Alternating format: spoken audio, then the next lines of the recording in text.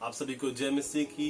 मैं पास्टर संदीप एक बार फिर से आपके सामने हूँ और मैं आशा करता हूँ कि जो पिछला वीडियो था उससे हमने बहुत सारी बातों को सीखा और आज एक फिर नए विषय के साथ मैं आप लोगों के साथ जुड़ रहा हूँ। और वो जो नया विषय है वो है कि मसीह लोग गरीब क्यों हैं और उनके ऊपर कर्ज क्यों है। इस विषय को लेकर के आज हम बात करेंगे और हम सीखेंगे और मैं आशा करता हूं कि जब आप इस बात को सीखेंगे तो अपने जीवन में लागू करेंगे ताकि जिसके द्वारा परमेश्वर आपको आशीष दे।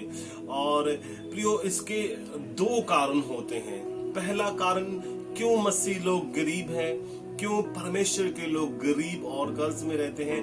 उसका पहला कारण जो ये है कि परमेश्वर के लोगों को इसके विषय में सिखाया नहीं जाता। परमेश्वर के लोगों को, प्रभु के जो दास होते हैं, वो अपनी कलीसिया में और वहां के लोगों को इस बात को नहीं सिखाते। प्रभु का वचन अगर हम लोग देखें, होशिया की किताब 4 उसका 6 अध्याय में प्रभु का वचन इस प्रकार से कहता है, ज्ञान न होने के कारण मेरी प्रजा जो है वो नाश हो जाती है।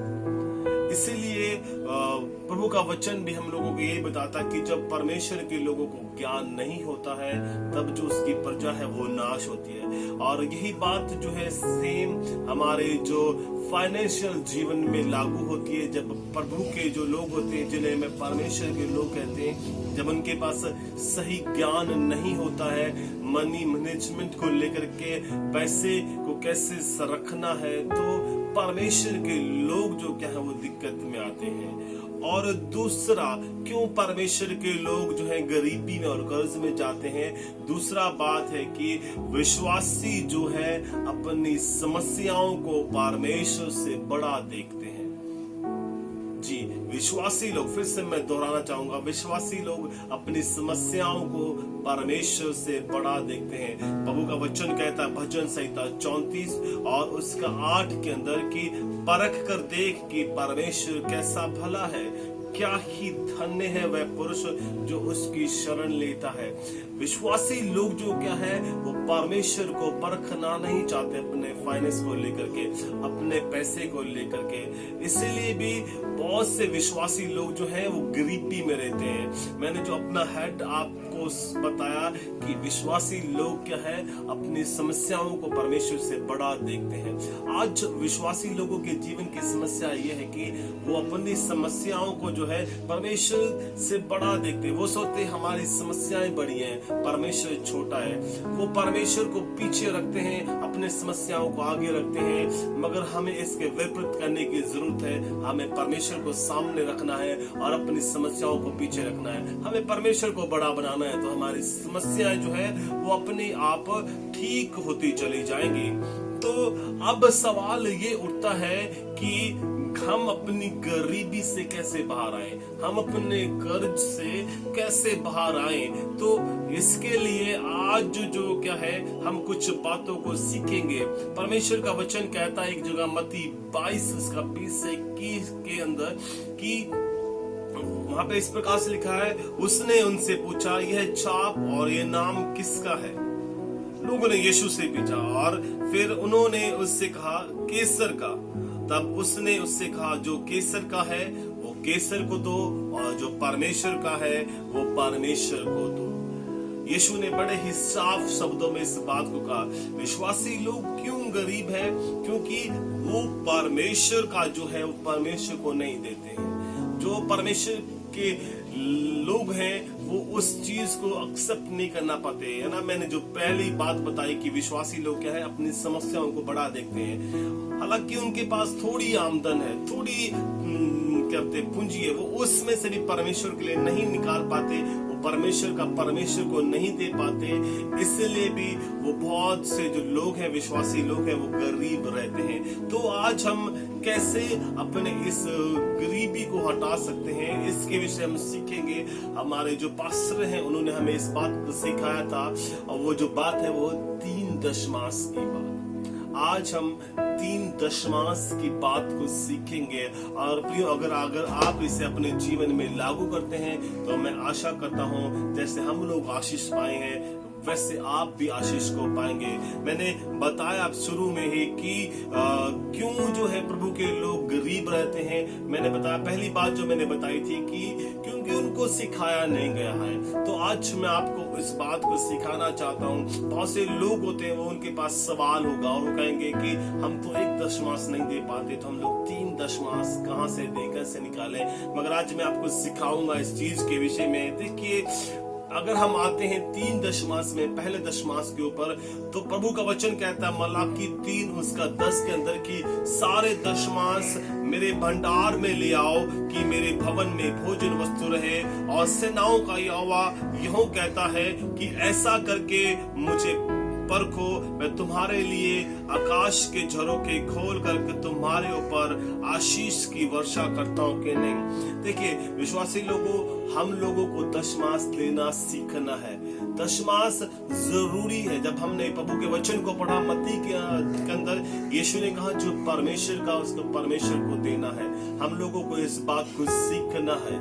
हमें प्रभु का दशमांश निकालना सीखना है। जितना भी हम कमाते हैं उसका पहला हिस्सा हम लोगों को परमेश्वर को देना है। मैं आपको आगे इसके विषय में और सिखाऊंगा कि वो हमें कैसा निकालना है। अगर एक और वचन को हम लोग देखें, उत्पत्ति 14 उसका 18 से 20 में परमेश्वर जो है हमें अभी मलकीशेदेक और अब्राहम के विषय में बताता है। प्रभु का वचन इस प्रकार से वहां पे लिखता, मैं आपके लिए पढ़ूंगा। जब शालोम का राजा मलकीशेदेक जो परम प्रधान ईश्वर का याजक था, रोटी और दाख मधु ले आया। 19 में इस प्रकार से लिखा, और उसने अब्राहम से यह आशीर्वाद दिया कि परम प्रधान ईश्वर की ओर से जो आकाश और पृथ्वी का अधिकारी है, तू धन्य हो और धन्य हो परमेश्वर परम प्रधान ईश्वर जिसने तेरे द्रोहियों को तेरे वश में कर दिया है। तब अब्राम ने उसको सब का दशमांश दिया।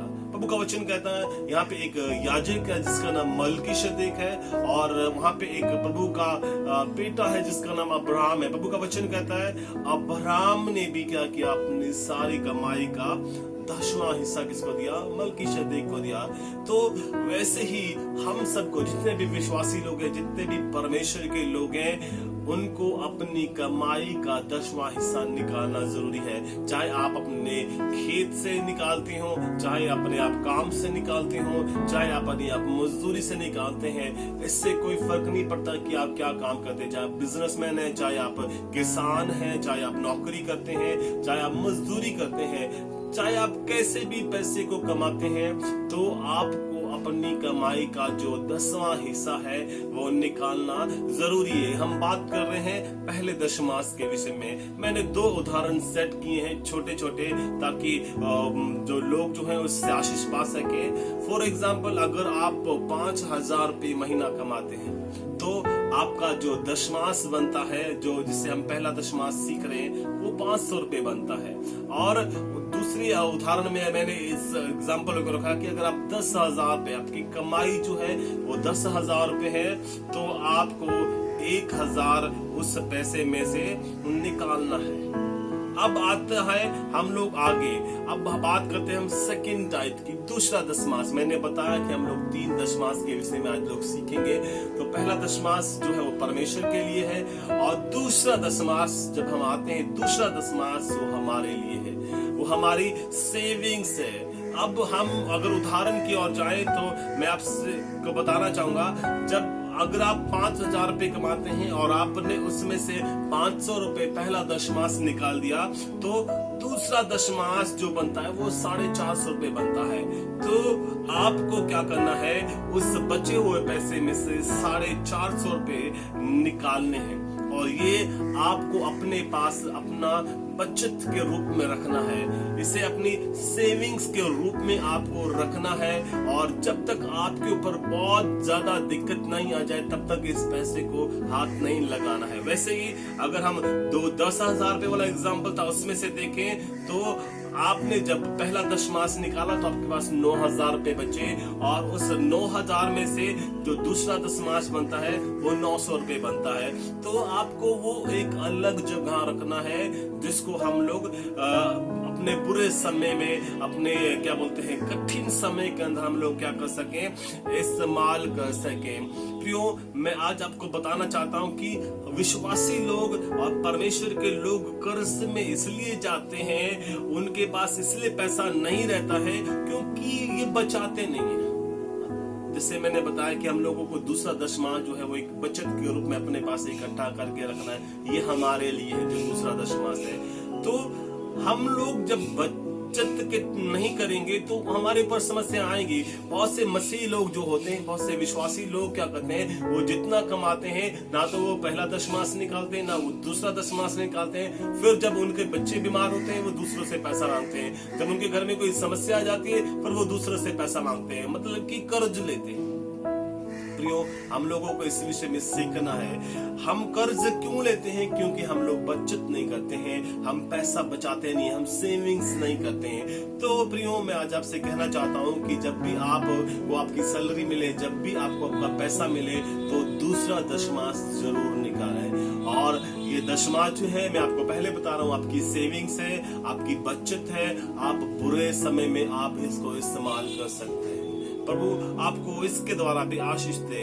अब हम लोग आगे बढ़ेंगे। अगर परमेश्वर के वचन में से एक बहुत अच्छा वचन लिखा हुआ है, अगर हम इसके विषय में देखें, नीति वचन 6 उसका 6 से 11 में प्रभु का वचन इस प्रकार से कहता है। वहां पे चींटियों के विषय में लिखा हुआ है। वहां प्रभु इस प्रकार से लिखता कहता है, हे आलसी, चींटियों के पास जा, उनके काम पर ध्यान दे और बुद्धिमान हो।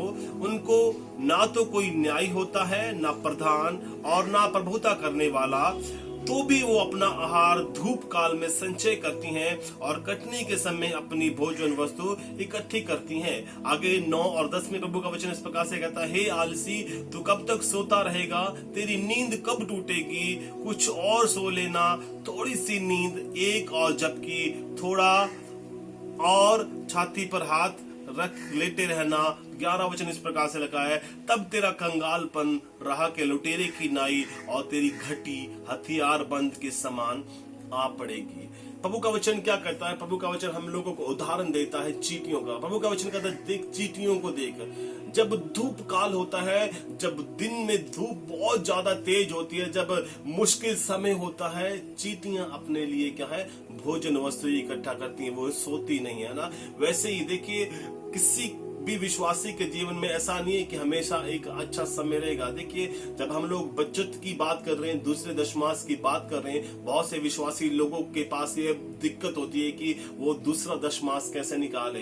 देखिए, प्रभु का वचन कहता है, हमें चींटियों को देखना है। वो धूप काल में भी मेहनत करती हैं, तब भी वो बचत करती हैं जब बहुत मुश्किल होता है ना। धूप काल का मतलब होता है कि एक संकट का समय, मुश्किल का समय। इसी तरीके से प्रभु हम लोगों को कहना चाहता है कि जब हम लोग मुश्किल समय में होते हैं, तब भी हम लोगों को अपने दशमांश को निकालना है, दूसरे दशमांश को निकालना, ताकि हम उससे आशीष पा सके। क्योंकि प्रभु का वचन कहता है कि अगर हम ऐसा नहीं करते हैं तो हमारी जो घटी है, हमारा जो नुकसान है, हमारा जो कर्ज है, हमारी जो गरीबी हमारे ऊपर एक हथियार बंद सेना के समान पड़ती है, बहुत जोर से आती है। हमारे पास सेविंग्स नहीं होगी तो हमारे ऊपर एक दिन ऐसा समय आने वाला है कि हम बहुत बड़ी परेशानी में गिर जाएंगे। इसलिए प्रभु के लोगों, हम लोगों क्या है, दूसरा दशमांश निकालना सीखना है। अब बात आती है तीसरे दशमांश की, आखिरी दशमांश। हम 3 दशमांश के विषय में सीख रहे हैं, और अगर मैं उदाहरण से बात करूं तो पहला और दूसरा दशमांश निकालने के बाद हमारे पास जो पैसे बचे हुए हैं 5000 के उदाहरण में से वो बचे हुए हैं 4050 रुपए, और सीधा सीधा इसका जो तीसरा दशमांश बनता है वो 405 रुपए बनता है। और 10,000 वाले उदाहरण में से हमारे पास जो पैसे बचे हुए हैं 8,100 रुपए, और तीसरा दशमांश बनता है 810 रुपए। और इसी तरीके से अगर आपकी सैलरी ज्यादा है, आपकी तनख्वाह ज्यादा है, आपका काम और बिजनेस ज्यादा है, अगर आप 20,000 कमाते हैं तो 20,000 का तीसरा 10% करके निकाल सकते हैं। 30,000 कमाते हैं तो आप 10% करके निकाल सकते हैं, और वैसे ही आप आगे पैसों को निकाल सकते हैं।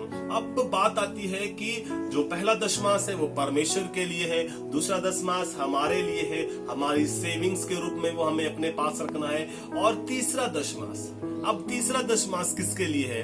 प्रभु का वचन क्या कहता है? व्यवस्था विवरण उसका 14 उसके 28 के अंदर प्रभु का वचन इस प्रकार से कहता है 3 वर्ष के बीतने पर तीसरे वर्ष की उपज का सारा दशमास निकाल कर अपने फाटकों के भीतर इकट्ठा कर रखना, और तब लेवियों जिसका तेरे संग कोई निज भाग व अंश ना होगा, और जो परदेशी और अनाथ और विधवाएं तेरे फाटक के भीतर हों, वे भी आकर पेट भर खाएं, जिससे तेरा परमेश्वर यहोवा तेरे सब कामों में तुझे आशीष दे।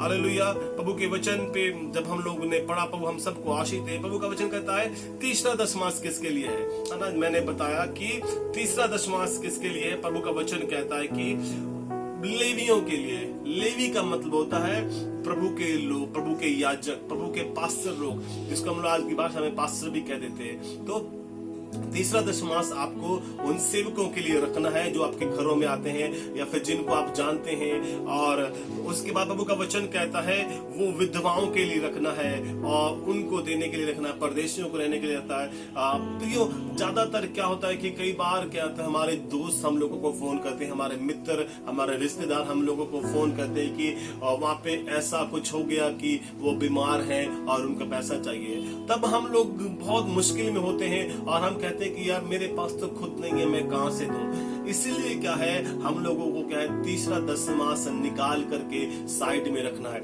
आप हर महीने फॉर एग्जांपल अगर आप 400 रुपए हर महीने तीसरा दशमास निकालते हैं तो 2 महीने में आपके पास 800 रुपए हो जाते हैं, 3 महीने में आपके पास 1200 और 4 महीने में आपके पास 1600 रुपए हो जाते हैं। आप उस दशमास को एक साइड में रखते रहें, और जब भी आपको कोई ऐसी आपके दोस्त से कोई फोन आए या फिर आपको कोई कॉल आए, मैसेज मिले, तो आप वो पैसा उठा करके वहां पे दे सकते हैं। या फिर आपको पता चले कि किसी आपके दोस्त के पास में खाने के लिए नहीं है तो आप उसको खाना खरीद के उससे दे सकते हैं। या फिर आपको पता चले कि कोई विधवा है, उसके घर में खाना नहीं है या फिर उसकी बेटी की शादी है, आप वो पैसा वहां पे उठा करके दे सकते हैं। या आपको पता चले कि कोई पास्टर बीमार है, हॉस्पिटल में है, या फिर कोई विश्वासी बीमार है, वो हॉस्पिटल में है, आप वो पैसा उठा करके लेके जाएं और उनके हाथ में दे, उन लोगों की मदद करें। परमेश्वर चाहता है आप दूसरे लोगों की मदद करें। इस प्रकार से आप तीसरा जो दशमास है और उसका इस्तेमाल कर सकते हैं। अगर हम लोग प्रभु के वचन में से एक और बात को मैं आपको लिए पढ़ूंगा,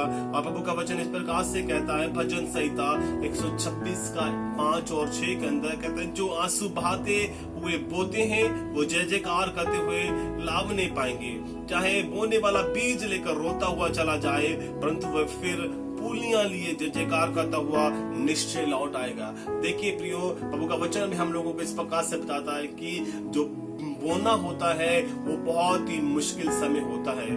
बोने के अंदर प्रभु का वचन कहता है कि आंसुओं के साथ भी लोग बोते हैं, मगर प्रभु का वचन क्या कहता है, जब काटने का समय आता है लोग जय जयकार के साथ काटते हैं। प्रियो, मुझे पता है हमारे भारत देश के अंदर, हमारी कलीसियाओं में बहुत से ऐसे लोग हैं जिनकी आमदन बहुत थोड़ी है, जिनकी कमाई बहुत थोड़ी है, मगर प्रभु उन लोगों से भी कहना चाहता है कि जैसे हमने प्रभु के वचन में से पढ़ा था, भजन संहिता में से, कि परख कर देख कि वो कैसा भला है। आपको उसको परखने की जरूरत है, अपनी थोड़ी कमाई के अंदर भी उसे परखें, और ये 3 दशमास जो है आप निकालना शुरू करें। देखिए प्रभु आपको कैसी आशीष देगा। और इसके बाद जो है 3 दशमास निकालने के बाद जो भी आपका पैसा बचता है, आप उससे अपना राशन खरीदें और आप उससे अपना घर चलाएं। उसके बाद ना कि पहले आप सारा खर्चा कर लें और फिर आपको कहें कि ओ मेरे पास तो प्रभु को देने के लिए दशमास भी नहीं बचा। देखिए ध्यान से, जैसे हमने पहले पढ़ा था प्रभु के वचन में से, मत्ती की किताब में से, कि जो लोग यीशु के पास आए उन्होंने यीशु से पूछा कि क्या हमें केसर को कर देना चाहिए कि नहीं देना चाहिए। यीशु ने बड़े साफ शब्दों में कहा, जो परमेश्वर का है उसको परमेश्वर को देना सीखना है। एक बार फिर से मैं जल्दी से उस बात को दोहराऊंगा कि पहला दशमास आप याद रखें, वो परमेश्वर का है, आपको देना सीखना है। अगर आपको अपनी परिस्थितियों को बदलना है, अगर आपको अपनी गरीबी को बदलना है, अगर आपको अपने कर्ज को खत्म करना है, पहला दशमास परमेश्वर के लिए है। आप इस बात को याद रखें। आप अगर नहीं बीजेंगे तो आप काटेंगे भी नहीं। नहीं। दूसरा दशमांश आपकी सेविंग्स है। आप इसलिए कर्ज में हैं, आप इसलिए गरीबी में हैं क्योंकि आप लोग बचत नहीं करते हैं। दूसरा दशमांश जो है वो आपकी सेविंग्स है, आपकी बचत है, आप इसको संभाल करके। और तीसरा दशमांश जो है वो दूसरे लोगों की मदद के लिए है। मैंने बताया वो चाहे पास्टर हो, चाहे वो गरीब हो, चाहे वो अनाथालय हो, चाहे वो विधवा हो, चाहे वो बीमार हो, चाहे वो किसी भी परिस्थिति का व्यक्ति क्यों ना हो, आपको अपना दशमांश उठा करके उसको चुप करके दे देना है। क्योंकि बाबू का वचन भी यही कहता है, जब तक हम बीजेंगे नहीं हम काटेंगे नहीं। इसलिए बाबू का वचन कहता है, ऐसा करके तुम मुझे परखो, देखो मैं आकाश के जलों के खोल के तुम्हारे लिए अपरंपार की बारिश करता हूँ कि नहीं। इन्हीं वचनों से प्रभु आप सबको आशीष दे। मैं आशा करता हूँ आप अपने जीवन में इन वचनों को लागू करेंगे और आशीष पाएंगे। प्रभु सबको आशीष दे। जय मसीह की।